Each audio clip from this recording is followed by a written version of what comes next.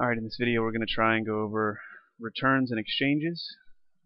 First thing that you need to do is click on the Sales Manager. Type in your clerk ID and your password. After that, there's a couple different ways that you can find a sale. One would be to hit the Find button and type in the ticket. If you don't have that in front of you, you can also just scroll to find the sale. You also can search by more than just the ticket. You can search by their last name, first name, customer ID, etc. Since I don't have a receipt, I'm just going to scroll to find a sale. So let's see.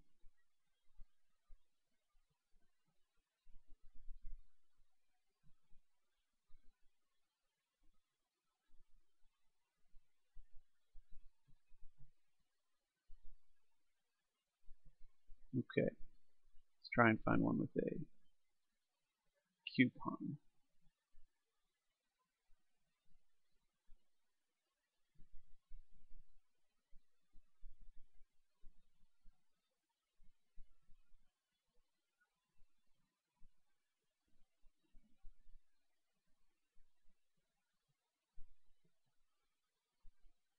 Okay, here's a good one. So it looks like they sold a Gen 3 1000, and they also applied the preferred customer discount.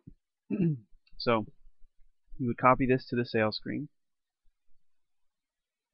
and they'll say it's a different clerk. That's fine. Doesn't matter for a return. You want to verify the customer's information, make sure they're still living at the same address, phone numbers in there correctly, etc. And then you can go to items. And this is probably where it's going to get a little confusing. Let's try to look at it step by step. So we sold them a Gen 3 1000, and we also gave them $50 off with the preferred customer discount. So their total sale was $369.55.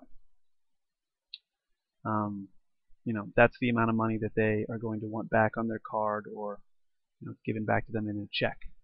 So you want to keep that number in mind. What I do next is I actually, since they bought a Gen 3 1000, I go down here and try to find the Gen 3 1000 return.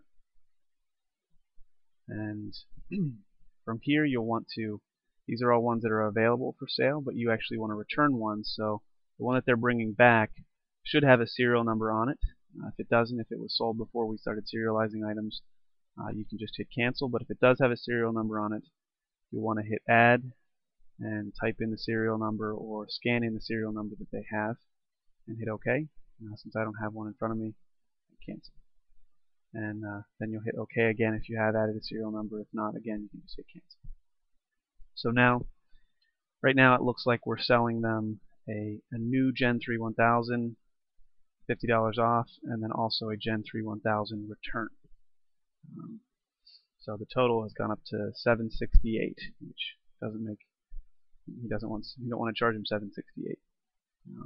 So we'll want to look at these two items right here. These are the two, the one that he originally purchased, and now this is the one that he's returning. You notice the prices are not the same. So if you click the return, click it once, it'll allow you to update the price. You want to update to $397. Update. So now these two prices are the same. And we still have this preferred customer discount. You'll want to actually remove the first line because he's not going to be returning and he's not purchasing a new item. He's going to be returning what now is going to be an open box. So you can remove the Gen 3 1000 new. So click right here in this gray box to highlight which one and hit remove. And now all we have left is a preferred customer discount and the Gen 3 1000 return. At this point you can hit return all, and now we owe him $369.55, which is what he originally paid for the unit. This way the unit that he's bringing back will be put into inventory as an open box or a return, and whenever you go and sell it again, it'll have that price of $375. So from here you can actually go to payment and ring out the sale. If it's a credit card, you can put it back on that credit card. If it's cash or check, they'll have to wait to receive a check. So let's go over how to do an exchange. It's basically the same thing. Try not to mind the train here.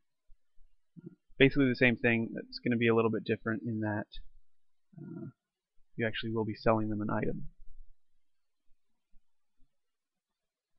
So again, go back to the sales manager here, and we'll copy the same item. In exchanges, so you'll copy it to the sales screen. In exchanges, coupons do not matter because coupons are a non-stock item, and you're just actually going to be trading them what would most likely either be a faulty unit or something like that for $0, one would guess. At the end of the day, the net gain would be $0. So we go to items. Again, we see here we sold them a Gen 3 1000 and this preferred customer discount. They're bringing this unit back saying, hey, it doesn't heat as well as I had thought it would. Could you get me a new Gen 3 1000? So in this case, we again would need to return the one that he's bringing back. So we would click the model return. And sorry, I clicked the wrong one. Gen 3 model return, add the correct serial number of the unit that he's actually bringing back. If he doesn't have it, hit cancel.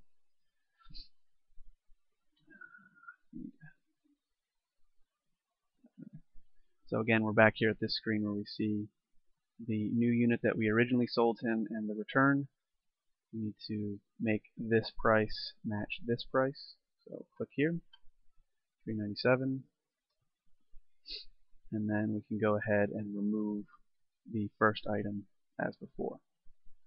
We also can go ahead and actually, in an exchange situation, we actually can remove the coupon as well. So now it appears as though we're selling him a Gen 3 1000 return. You want to hit return that item, and then he's going to want to buy, or we're going to give him a new Gen 3 1000. So you need to wring that one out of stock.